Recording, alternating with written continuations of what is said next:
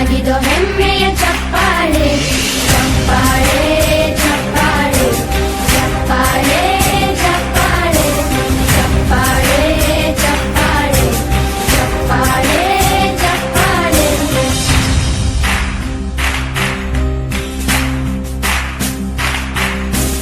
ಕನ್ನಂಬಾಡಿಯ ಕಟ್ಟಿಸಿದ ಭಾರತ ರತ್ನಕ್ಕೆ ಚಪ್ಪಾಳೆ.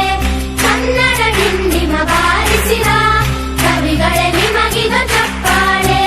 ದೇಶವ ಕಾಯುವ ಯೋಧರಿಗೆ ನಮ್ಮೆದೆಯ